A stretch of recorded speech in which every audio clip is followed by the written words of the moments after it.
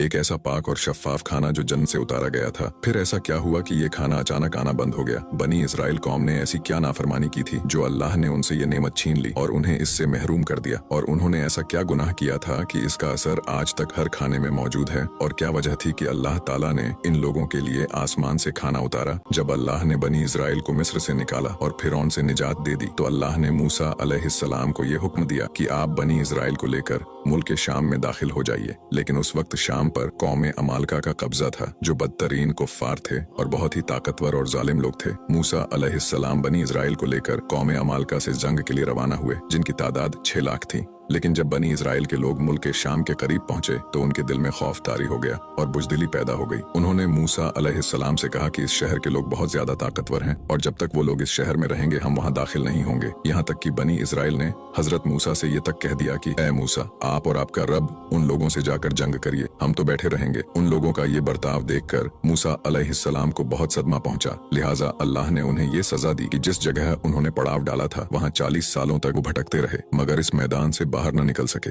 इस मैदान का नाम मैदान टिया था। रिवायत है कि बनी इजराइल के लोग सामान उठाकर सारा दिन चलने के बाद रात एक जगह पर पहुंचते और जब सुबह होती तो वो लोग वहीं मौजूद होते जहां से वो चले थे। लिहाजा बनी इजराइल अब इस मैदान में फंस चुके थे और एक हफ्ते में सबका सामान खत्म हो गया तो सारी की सारी कौम तौबा करने लगी और माफिया मांगने लगी। मैदान टिया में होने वाले इस सख्त इम्तिहान और मुश्किलात को देखकर मूसा अलैहिस्सलाम को अपनी कौम पर रहम आ गया। आपने अल्लाह की बारगाह में उनके लिए दुआ की। लिहाजा अल्लाह ने उस मैदान पर बनी इजराइल के लिए बेशुमार नेमतें नाजिल फरमाई। जब बनी इजराइल को प्यास की शिद्दत महसूस हुई तो हजरत मूसा ने अल्लाह के हुक्म से अपना असा चट्टान पर मारा तो उस चट्टान से बनी इजराइल के 12 कबीलों के लिए 12 चश्मे जारी हो गए। क्योंकि ये वादी एक चटियल मैदान पर थी इसलिए वहाँ सर छिपाने के लिए कोई जगह न थी और दिन के वक्त सूरज की तपिश से बनी इजराइल बदहाल हो जाते थे। लिहाजा धूप से बचाव के लिए एक बड़ा सफेद बदल बनी इजराइल के लिए साया करता था। इसके अलावा रात के वक्त मैदान के बीचों बीच एक चमकदार सतून उतरता था जिसकी रोशनी में ये लोग कामकाज किया करते थे। इसके अलावा भी अल्लाह ने इन लोगों पर बहुत सी इनायतें की थी और उन्हीं इनायतों और नेमतों में एक नेमत मनोसलवा था। दरअसल अल्लाह ने उन लोगों के लिए आसमान से 2 तरह के खाने उतारे थे।